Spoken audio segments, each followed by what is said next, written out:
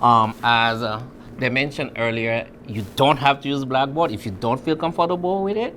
However, all courses are already created in Blackboard. You have a shell, an empty shell.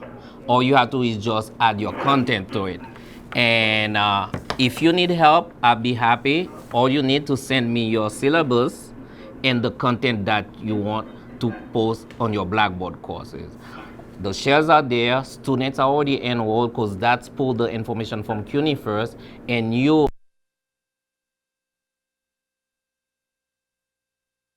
the only issue, it's a matter of loading the content and make sure that the students can access it, which they should be. And we're gonna start to show you how everything is done. Excuse me for 1 second. Yeah. If people online, if you could put your microphones on mute, please. Yeah, as I mentioned, all active faculty, staff, and students have a Blackboard account. Once you entered in CUNY first, if you're an employee, which means you went to the HR process, they assigned a job role for you. You're able to claim your what you call your CUNY first login. So you should already have a Blackboard account right away.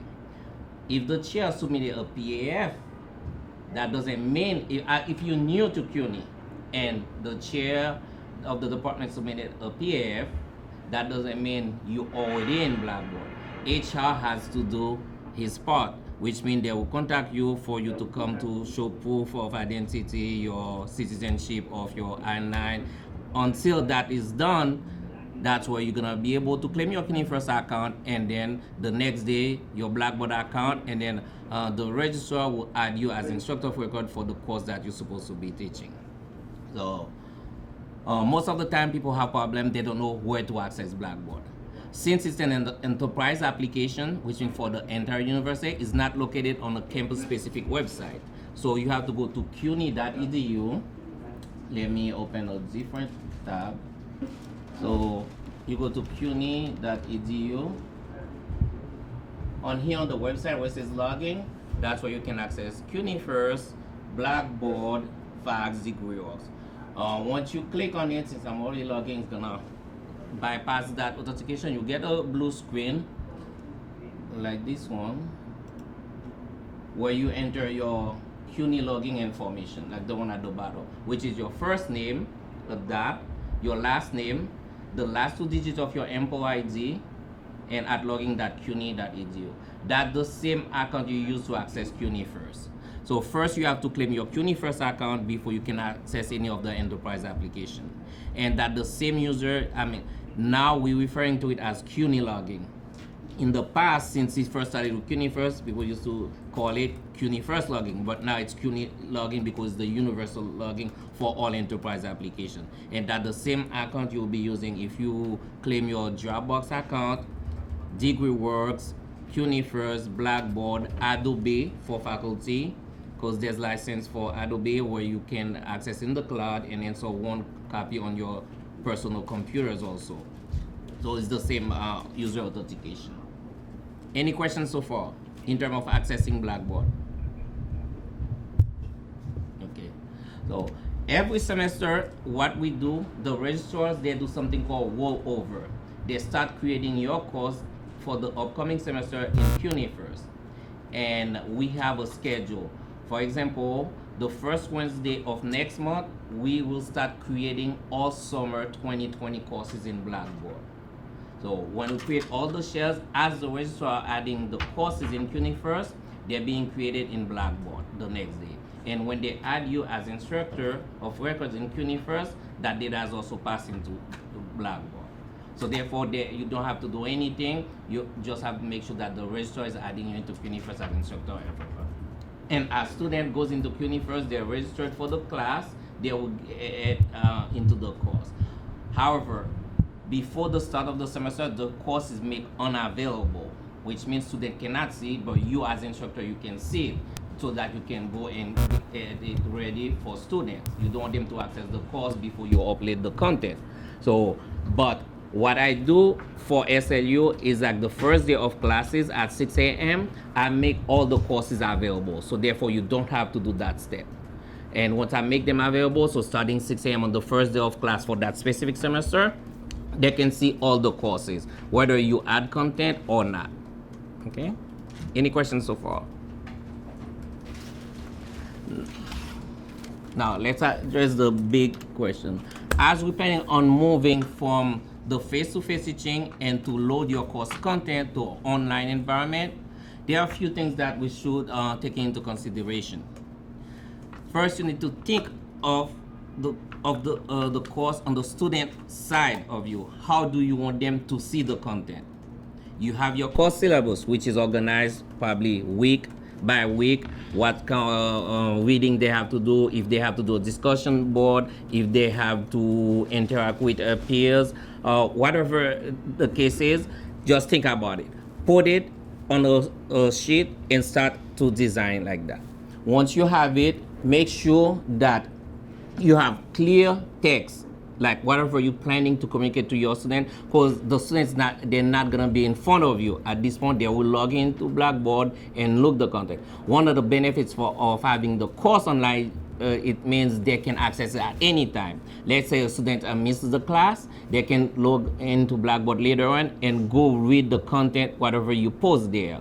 You can set course discussion where they can interact with peer and even ask you questions that you can answer later.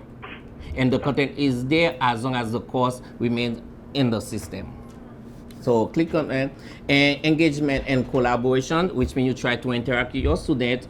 I'm gonna go over all those for you. These are like tips to help you setting up your course to make sure that it's very clear and easy for the students to navigate, and also to not create a burden on you when you're trying to load the content into the course. Because one of the big issues that users usually have when they're trying to create a course online is like they don't know how to start or where to start. They don't know what to do. So if you have kind of like a visual of a student, is basically like you're teaching face to face. You already have your lessons for the day ready. So when you come to class, whether you have a PowerPoint on the screen and then you go over the PowerPoint, is basically the same thing you'll be doing in Blackboard. You can upload the PowerPoint and then create a discussion board thread where you and the student can participate in that discussion. It can be synchronous, it can be asynchronous. Okay, go ahead. Is there a limit to the file size that you can upload? Like if I record a video and it's very big, is there a limit to how big of a file you can upload? The network might time out for large videos. The course itself is 700 megabyte. That's the cap, that's the default size, but we can increase it to whatever size. There's no storage limitation, but it's best to keep the course to a certain size. Also for video, when we talk about accessibility, it's best to put your video on a private YouTube channel and link into Blackboard so you can have the captioning. Because it's very critical at this point for New York State, because I know a lot of CUNY campuses got penalized by the state for not making their content. Any content that the university is putting online must be accessible to an extent. It may not be 100%, but you have to show some sort of effort to make it accessible. So when it comes to the text size, the font, the color, video, if you have captioning, it has to have captioning so screen reader or people can be able to read the caption. So one of the best practice, you put it on YouTube private channel, and Blackboard has something called Mashup that will embed the video into your course. So you don't need a third-party software to use. Once the student click on the links, it will open in YouTube, and then they can see it with the caption. Okay. Or you have access to Dropbox and OneDrive from your Office 365. You can upload it there and link it to your Blackboard course. And that will also give you the captioning? No, that doesn't give you the captioning. Okay. If you want to do that way, whatever software you use to create the video, you have to get the caption. And most of them, they have like a page based on the number of words that you have to do. But the free one that most people take advantage of is the YouTube. Because you can go create if you have a Gmail, you get access to YouTube, and then you create a private channel in YouTube, you upload it, you set the caption, and then you take that embedded code, you post it on your Blackboard course. Any questions there of file? And Blackboard accept any type of file, Word, PowerPoint, Excel, Access. If you have an EPUB file, you can upload it, but it's not going to be readable because I think EPUB is specific to Kindle or Nook, one of those.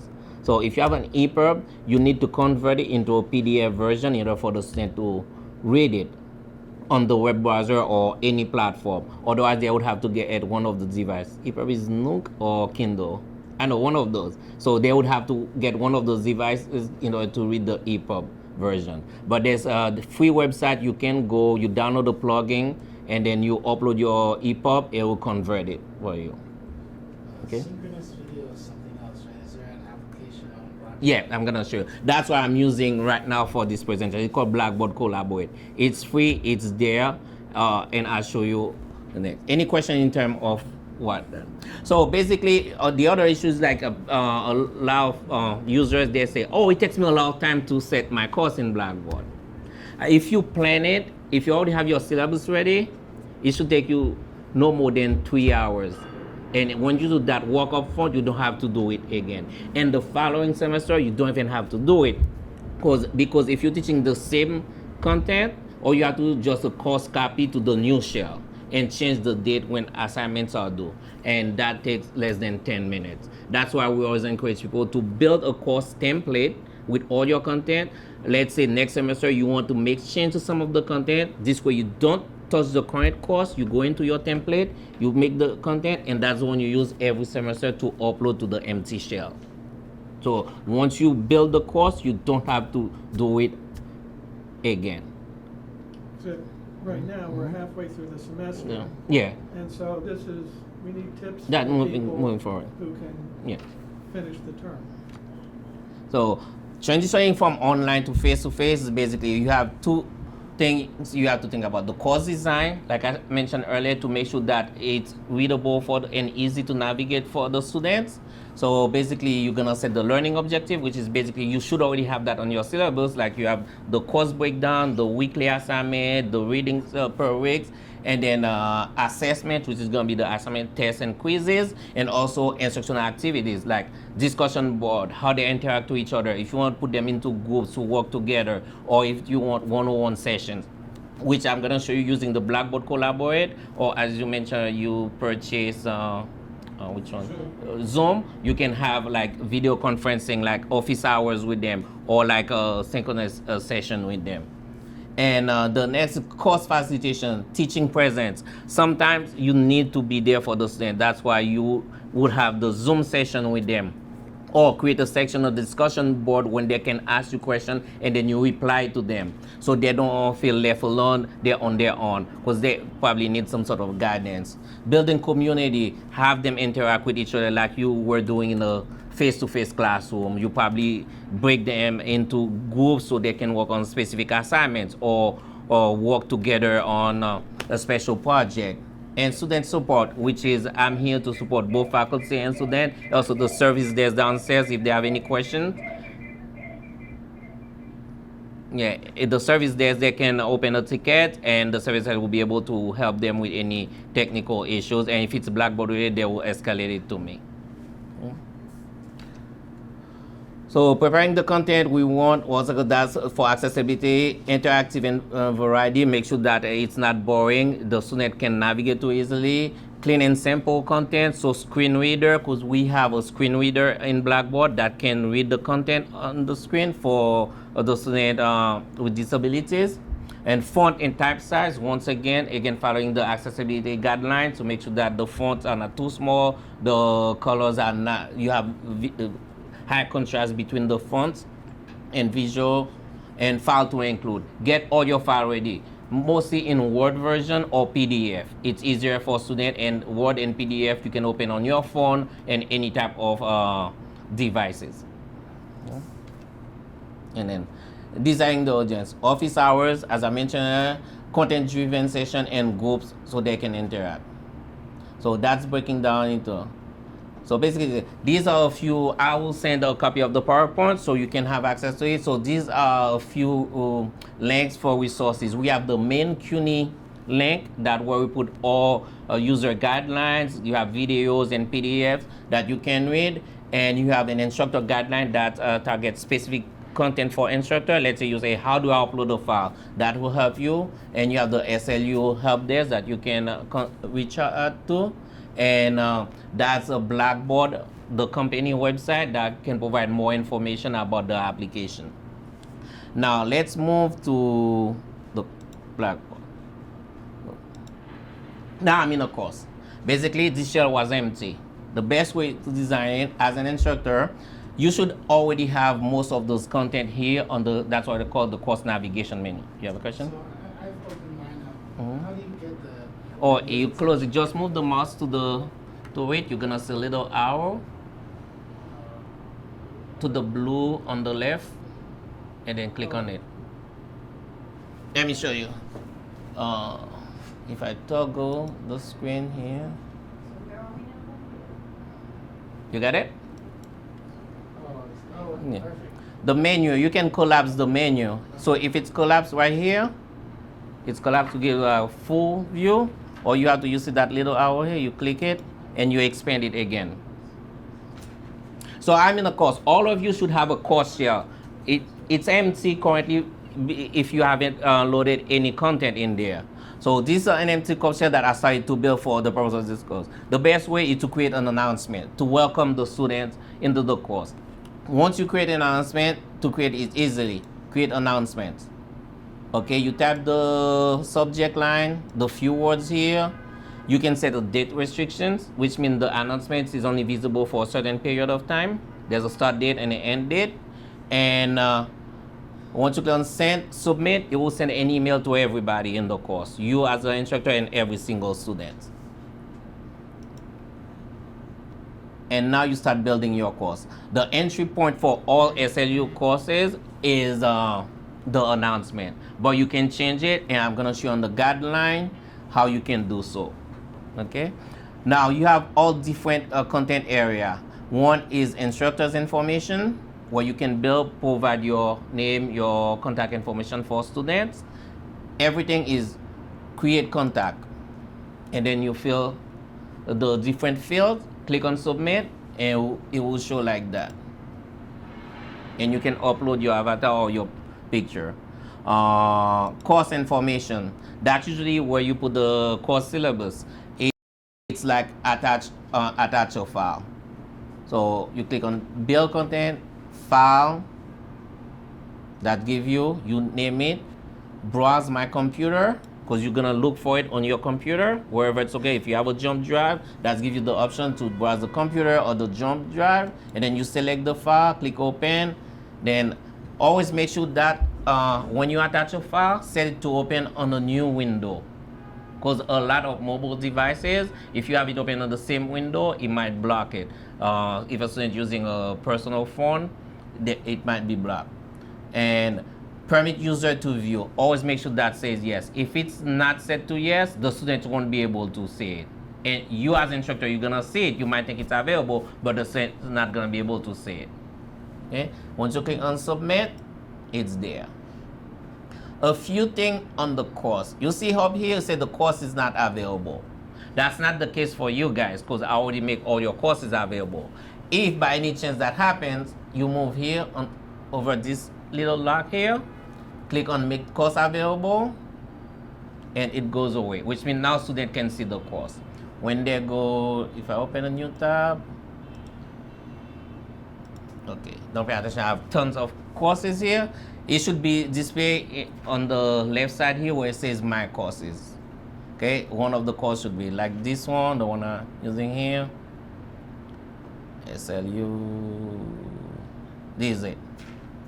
Okay, but you as instructor, you're gonna see it. When it's not available, you as the instructor, you'll see your course, we say not currently available. This way you know student cannot see it. Okay, let's go back.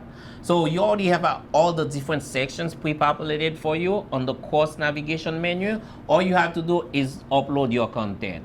And if you want to get started right away, email me the syllabus and the weekly readings, and I'll upload the course with you and then schedule a virtual session. And I'm here on Tuesdays, Wednesdays, and Thursdays. I can work with you for 15 minutes after I build the course for you. Okay?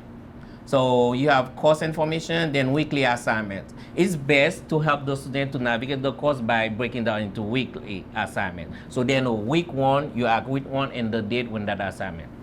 What you can, so basically each section here is like a big folder. Then inside the folder, you can drop your content like that. This way it's not organized.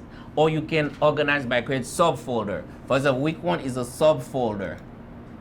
When I have course information, which is a link to where I have the course information, that a discussion board, so you ask the student to introduce themselves, and there's a link to collaborate session. If I click on this, it's gonna take me to collaborate, and this is the introduction section.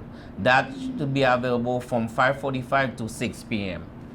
Okay, so I can click on it, open it, and then have that video conferencing with the student. Yeah, how do you do that? Oh, I created, you have it here by default on the course tools, where it says Collaborate Ultra. Okay. But what I did for here, for each week, I want to create a session with the student. So therefore, I added here by going here.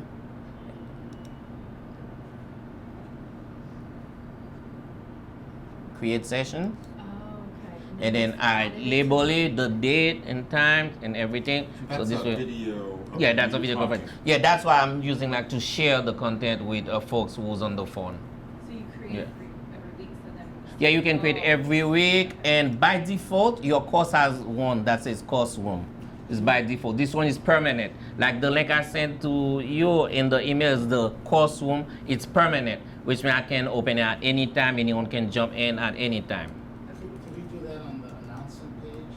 Yeah, you can put a link to it on the announcement page as well. How would you do that? So let's say I went, sorry. That's okay. No, It's the, on the, like if you were on the announcement, create announcement, right? Mhm.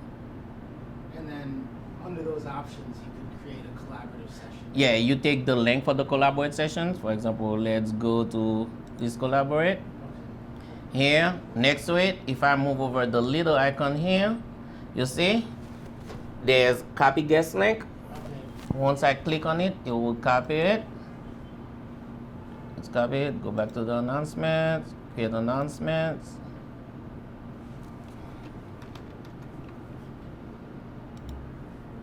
And I'll put the link here. So the collaborative link is interactive, or it's just you talking? It's interactive. So which means you talking the same. Okay, I use a dialing number here that's a general number. So the folks on the phone, they can talk, but they also can talk to their PCs, and they can chat with me also. Here, if I go back Can to we the see how collaborate. that looks and works? Is it like Zoom? Basically, it's a Yeah, it's basically like Zoom. The reason you have Everybody's that face is on the funnel. screen. Yeah, you can do file. Now I'm doing a presentation, so I'm not seeing their face. But if I'm talking to them, it's what's the term? Follow the user, the talker. So whoever's talking, their face gonna show. But you have to enable the camera. You see currently my camera is disabled, the mic is disabled because we're using the phone line. But if I want to use the camera and the mic on my laptop or my PC, I just have to enable it. Okay. Okay, just by clicking on it. And the user can raise their hand if they have a question. You can do polling, you can do quizzes to it. You can have a whiteboard where you just off. You can pre-recording a session. And if I forgot, I wanted to record this. Before the session, I can record the session. Then 30 minutes after the session is available, the recording will be available on the Blackboard course for students to download. They have the option to download it as AVI or MP4. And you can also send a link to them so they don't have to download it. The good thing about Collaborate, you don't need a third-party tools to run it. It runs from the browser. So you can take the link, you can send it Yeah. via email. Yeah, via email. The recording, after you record a session, you send the link to the student via email, and then they will go click on the link, you open whatever browser they're using, and they can view that recording. Join the collaborative session. Not to join there's They a have link to to do that join. through Yeah, you have Blackboard. two types of links. You have the session link and then you have the recording link. The recording is after you do the session, you record it, and you have a link available to view that recording. But the session, once you create the session, you have a link. You have the guest link that you send to every users via email. They can join. They don't have to log into Blackboard. If I send like the folks on the phone, they didn't have to log into Blackboard. They click on the link that Mary sent them, and it uses your browser. All you have to, before you start, it asks you to enter your name, which means you can enter anything you want. But it's not looking for any authentication. That's it. So Yeah. this is exactly like Zoom. Yeah. Except the only benefit here is that this will automatically save the video on Blackboard. Okay, if you Rather than record it. having to do it. Yep. Okay. Can those of us who want to run a test of this somehow before we do it?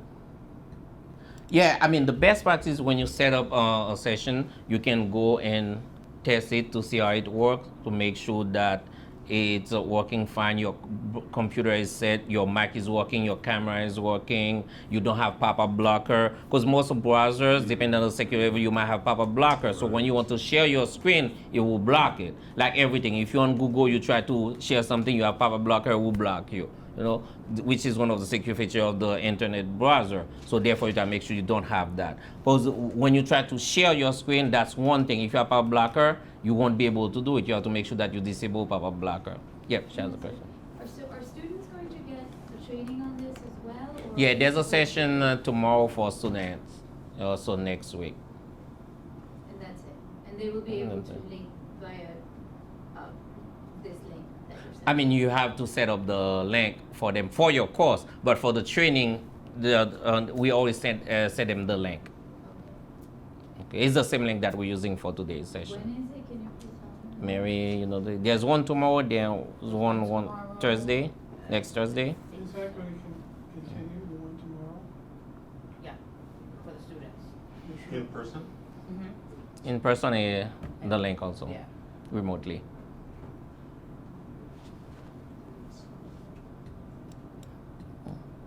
So you can put the link here and everywhere. So discussion board, which is another critical part of interacting with students. By default, each course has a section called discussion. And the first thing you have to do is just create a forum. Once you create the forum, label anything, student can go in there and then they can start replying or create a new thread, depending how you want to start. If you want to initiate the conversation, you create the form and you start a thread and everybody will reply to the thread. If you want them to initiate the conversation, you create the forum and then they will create a thread. For example, this is an end to introduce themselves. You want them to create the thread. So they will create the thread. When I click on create the thread will be my first name and last name, and then a brief summary of myself, add a picture of myself, click on submit. And then you ask them, that's probably for next semester. If you plan on teaching online, you ask them to interact with one or two other students in the class. So like engaging them if they were in the classroom. So you sent a link, you're talking about this, but we're also doing this right now, right? Mm-hmm. People on the phone have this link. Yeah, they're So- seeing me. So they can write to you. Yeah, I can check the chat. Can you just show, can you have a live demonstration of? Yeah, this is the chat. That's Okay. where they asked the questions earlier. The questions that were to answer. Please speak, okay. Yeah, that's before we move the microphone over there. Why is there this like infinity? Oh, this is infinite because I'm sharing my screen and I'm sharing the software that I'm sharing my screen. Okay. So that's why, so it goes into a loop. You understand? So therefore, Matrix. therefore now, as you can see on top here, you see that double thing? It tells me I'm sharing my screen. So now when I open this, they can see it. And you have different way you can do it. Let me stop. Focus on the phone, I'm gonna stop the screen sharing. So when I say these are the people, I have this and I have 12 people. So if one of them is talking, the screen will move that person to the left. And if they have the camera enabled, I can see that person. And if I have a camera also, they can see me. It allows 3 people to talk at the same time, so it will cut when the first person talks and then the next person, it would adjust it. Also, it adjusts to your internet bandwidth. As your internet is decreasing, it holds that conversation and then after that broadcast, which means it has like a gap. Basically, when you're watching TV on the internet and versus cable box, and then you're watching the same thing, they have like 60-second delay. So if your internet bandwidth is showing that, it will do the same thing. Okay. So now I stop sharing. If I decide to share again, I go here, share screen. Then it asks me, how do I want? Since I have multiple stuff open here, it asks me, do I want to share this one? Do I want to share my entire screen? If I share the entire screen, so they can see everything from here, everything from here. If I minimize this one and open something else, they can see it. But if I say share this one only, the PowerPoint presentation, click on arrow, that's the only thing they can see. They cannot see anything. I can go here, open this, you see? Now basically that's how they see it. Earlier, remember we have that matrix, that funnel thing, because I was sharing my entire screen, which means it was looping. Now since I'm only sharing the PowerPoint, that's all they can see. Even though if I go open this one, if I minimize this, they're still seeing the PowerPoint. Yes? We can't see what you're doing. People who are doing remote, all we're seeing is the first topic that says resources and help. Yeah, that's what I'm showing. I'm explaining to the folks here how we can do how we can share our screen different ways. Earlier, I was sharing my entire computer screen. So you were able to see everything on my screen. Now I'm only sharing that PowerPoint slides with you. So that's why you can only see that slide. So you're not able to see anything else on my screen.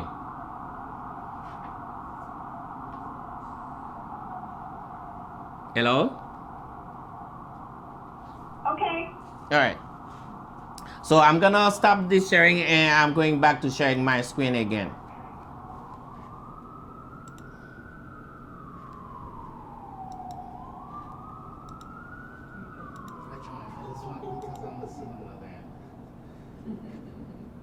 You join? Where are you? Which one are you? Okay. Yeah.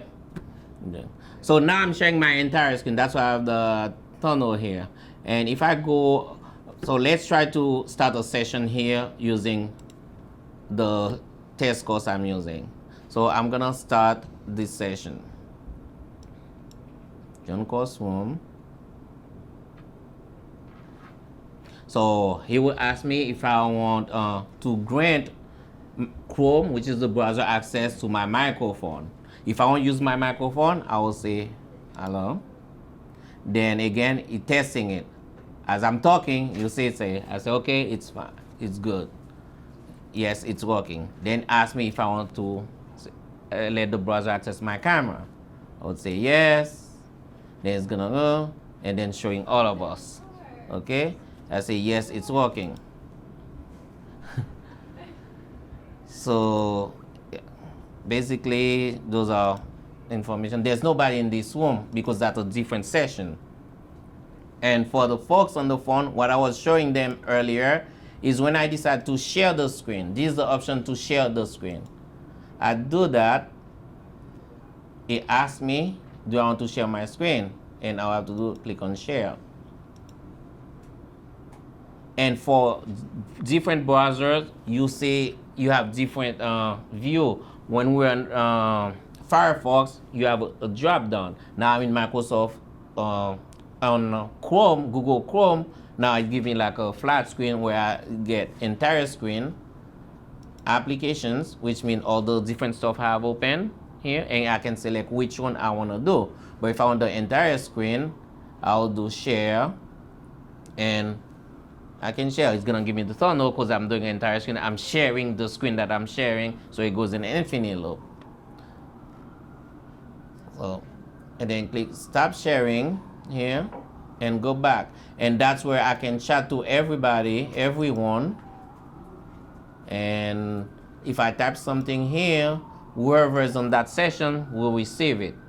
And you can do private chat also. If I have any users here, all I have to do just select the person and send the chat privately to that person. Yeah. Is there a way, like if we do like parent shares in Yeah. class, Mhm. like is there a way to be like, okay, like work with your partner? Yep. And then That's called breakout room. oh, there is something. Okay. Yeah. That's the polling, and these are called breakout groups. Okay, great. So when you do breakout groups, you select the group of users, or you can let the same do it randomly for you. Which Oh, tab is okay. that? Groups or? Oh, you're not. Okay, we're talking about the one in Collaborate, not Oh, in I your. see. Once you're in the, Collaborate. Yeah, you're in Collaborate. But in the course itself, you can use groups. In the course itself here, if I go Right, back but to no, the course. Once you're in a session, you're saying. Yeah, once a session, you can do So- breakout oh, groups I see. inside the session to have them working while you're in that session together. Great. Can you follow that? Like, how would it look to us? I don't have anybody in Oh, I this see. one, but I can, since I want to share what I'm doing with the folks on the phone, so I'm using that Collaborate session that's empty. But once you have multiple people, you're gonna see the list. Like if I go back to that one here, So will that give me list the is- funnel. You see breakout groups here. So I can choose how many people I want to put in it. And this is the list of users. You see group 1, group 2, group 3, and I click on start. It's gonna group all of them into the appropriate groups. Oh, so you have to like choose them. They're not like automatic. Yeah, you can let it do it automatically, or you can choose it. Okay, great. Okay. And how do you get them out of it? Oh, all you have to, once you're done with the breakout group, you close the breakout group. So if once I start it, I will have the option to stop it. I see. Okay. Staff has to keep going. Okay. Yeah, I assume I understand. It's the same principle. Mm-hmm. Yeah. And inside the course, you have the group options also, where you can create groups. You can, you have two ways to do it. You can do self-enroll, which means the students will choose which group they want to be part of. But you set the number of members for that group. Let's say you say the group can only have 4 people. So therefore, when the students select the group to be, if that group has already 4 people, they cannot join that group. They have to go, or you let the system do it for you. Okay. When you do group, especially for assignment, you have to select only. They have to do the assignment by group, not by single users. If they're doing group assignment, because you don't want all 4 members of the group to submit the same assignment. You only need one person to submit the assignment, which I'm gonna go over with you guys. Okay, assignment. Sorry. So you would use that feature for like outside of regular class meeting time, Yep. and then you would use like the collaborate for like in-class group work. Yeah, you Okay. can do that. Got it. Yeah, Okay. basically. So that's basically the part where they can do on their own. You don't have to be there, and then the collaborate while you're monitoring. And on the link, there's a link to collaborate. It's actually a YouTube video that shows you how to do polling. So if you can do polling inside, you can send a file to them while you're in collaborate. Everybody can download that file to their computer while you're on the collaborate session. And if they have a question, they can raise their hand. There's a lot of stuff you can do with it. It's basically interactive. Okay. So assignments, it's under assessment.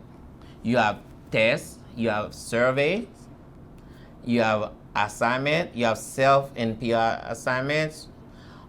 These Turnitin assignment, it's another tool that we license for plagiarism. So basically, when the student uploads his or her paper, it checks it against the internet and against all the database out there, JSTOR, everything, to see if any text in that student assignment is coming from any of those sources. So it submits like what you call originality report to you, stating like 50% of the assignment is copied from such source. And we'll break it down, give you a link where you click on it, you can see where they copy the content. So can students join this Blackboard interactive thing, The collaborate? the collaborate things without, on their phones? Yeah, it's mobile friendly. It doesn't need any third-party tools. As long as you have internet access on your phone, you send them the link, they can click on it, and it will launch your web browser and be able. If you have the email on your phone, you can just click on it. You should be able to join it. What's the link? The link, Mary sent it on the email. Marie. Maria. Is there a time limit to these sessions, or is it? Oh, the sessions, you set the time limit. You can have up to 500 users on the session. And once again, the users, they don't need to log in. They don't need any like username and password. Once you send the link, they all can access it. They don't need to go into Blackboard. You as the instructor, when you do the session, you're the moderator. You have to initiate within Blackboard. That will grant you the moderator access. But the students, they just click on the link and that's it, because they're joining as participants. But you, the fact that he has to set you as a moderator, you have coming from the course in Blackboard, which is your enroll as an instructor. You say, oh, this is the instructor. Then I can be a moderator. And you can grant any student moderator access or anyone for outside. Let's say you have a guest speaker. You create the collaboration session, you send the link to that person, and when the person joins, you grant that person moderator access and the guest speaker. They don't need to be in CUNY first, they don't need to have anything, they can just join. It's basically like if you were using Zoom and you invite somebody.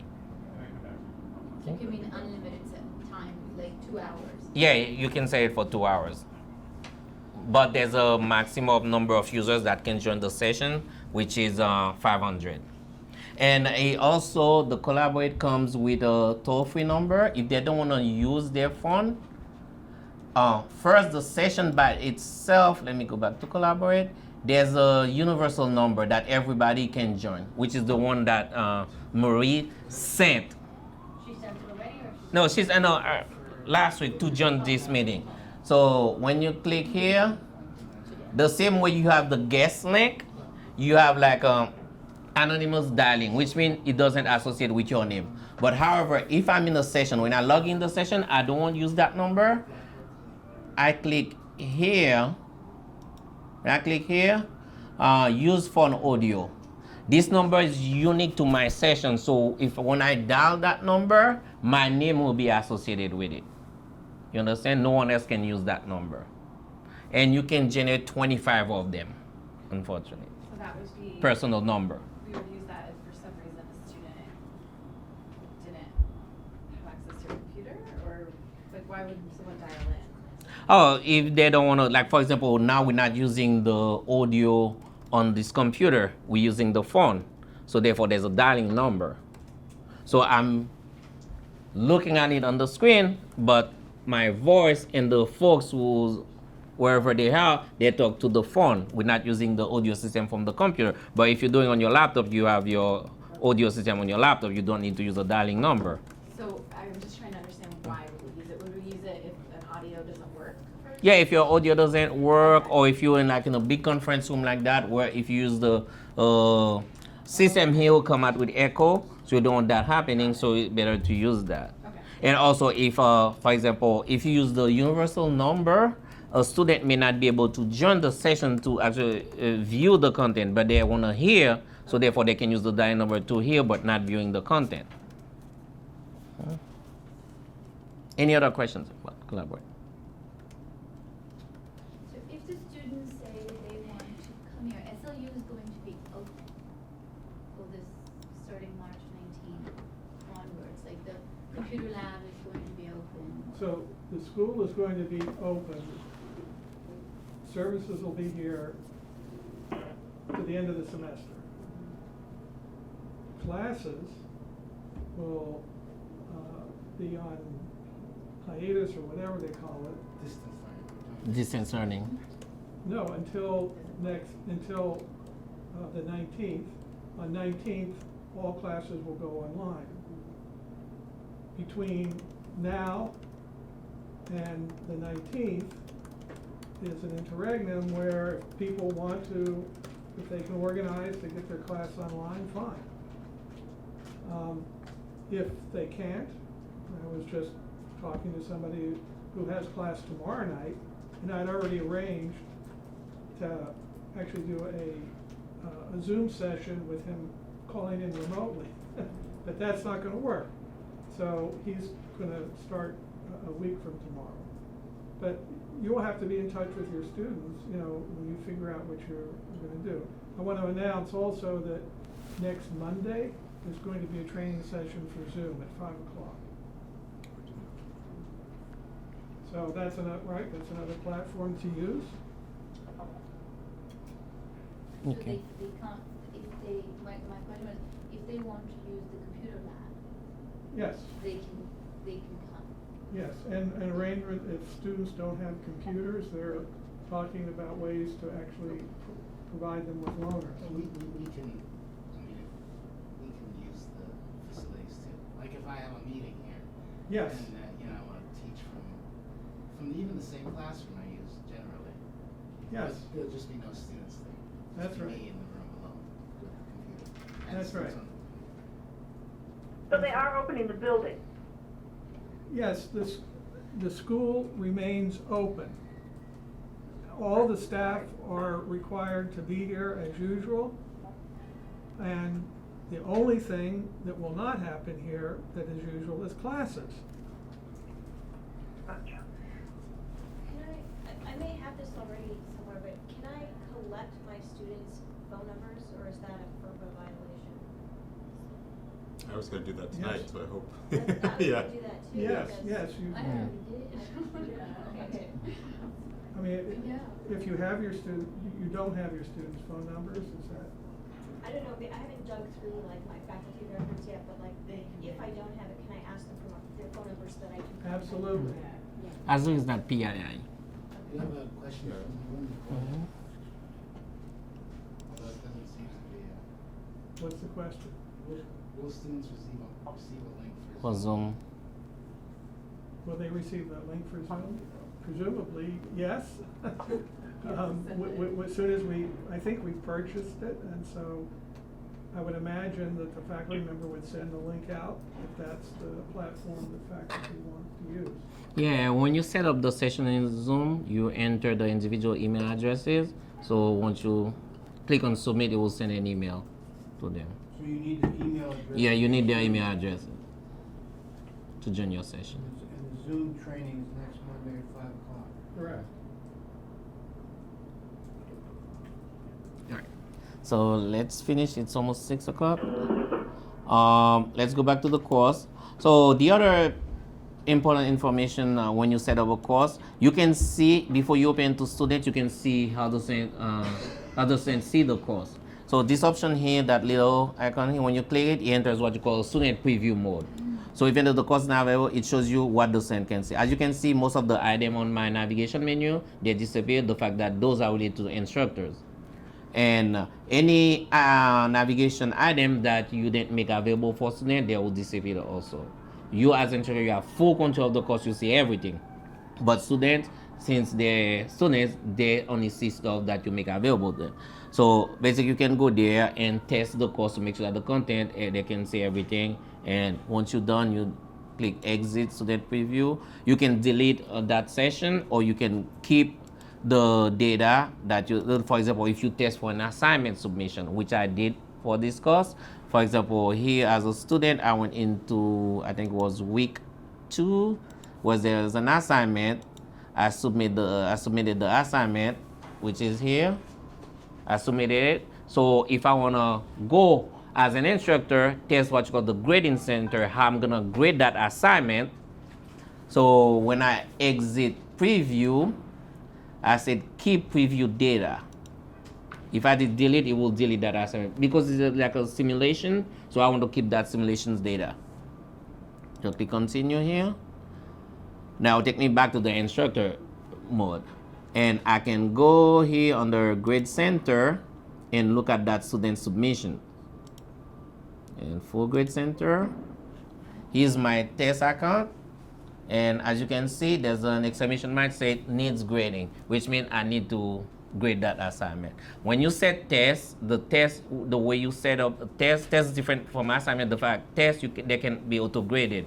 You said question 1 was 5 points. And then question 2, and then you said yes or whatever the type of question. You said yes or yes or no, or is it like a multiple choice, and then you select the right answers when you build the test. So as the student select the right answer, they will get the grade. If they get the incorrect one, they will not get the point, and it will summarize for you. So you don't have to do that for the test. And Yeah. the test is, can you, so I have a midterm, Mhm. so should I put like a 3-hour limit or?